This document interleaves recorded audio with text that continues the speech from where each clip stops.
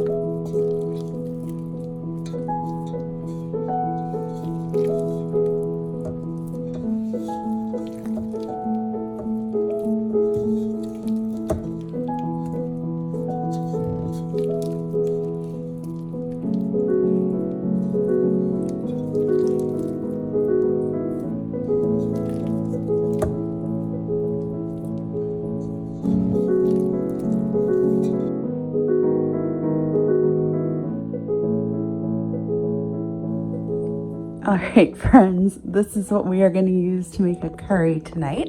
This is one of the zucchini rampicante from my garden. The color is looking a little weird in my phone. It's a really lovely tan orange color in real life. It's looking a little too green on the phone. God, this thing weighs a ton. All right, so if you'll notice, this does not have a stem. This looks obscene. Hold on a minute. Well, this isn't really better. Now it just looks sad. Okay, we'll resume this conversation in a moment. All right, let's try this again. So this squash, the stem fell off while we were picking them, so it was not going to last the whole winter, which they will if they have the stem on them.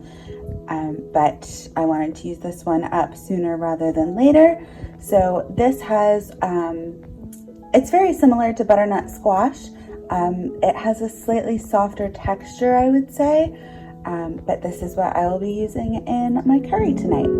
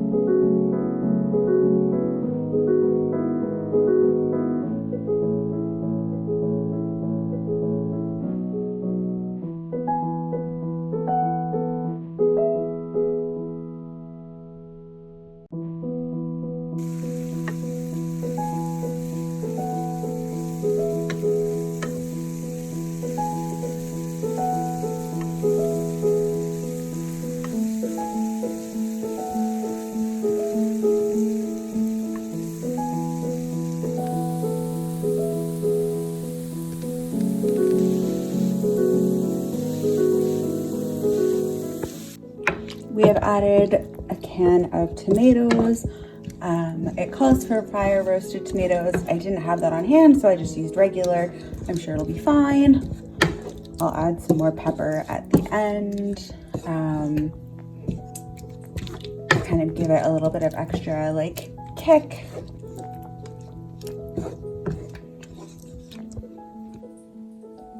All right, I have added the zucchini rompicante, and which I will just refer to as the squash because I don't want to say that a million times. Whoops, did I not chop this piece? Eesh. There we go. Yeah, this looks like a suspiciously small amount of sauce for this much squash. I might add some more tomatoes in there and get a little more of that tomato liquid because this, I don't know that this is enough to cook them in, to cook the squash in. Yeah, I'll just throw in another can of tomatoes. It's fine. This is how I cook, by the way, in case you were wondering. I'm very much team, let's just do what feels right. Update. The photos and the recipe look very much like this in terms of how much squash to how much liquid. So I am just going to trust the process, and I'll check on it in a little bit. And if it looks like some of the pieces are just not getting cooked at all, then I will add some more liquid.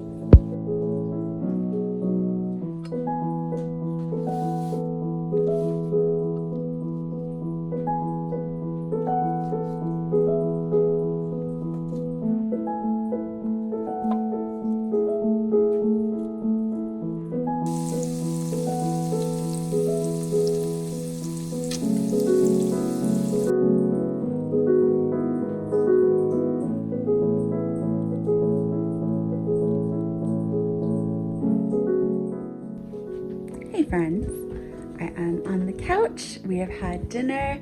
I'm happy to report that the curry was very successful. John said it was one of the best he's had, and I don't know if I've mentioned, I don't think I have, at least not in a while. John is British and has eaten a lot of curry, so that really means a lot. We are gonna settle in and watch probably Schitt's Creek. We'll see, who knows, anything could happen. We're wild and crazy.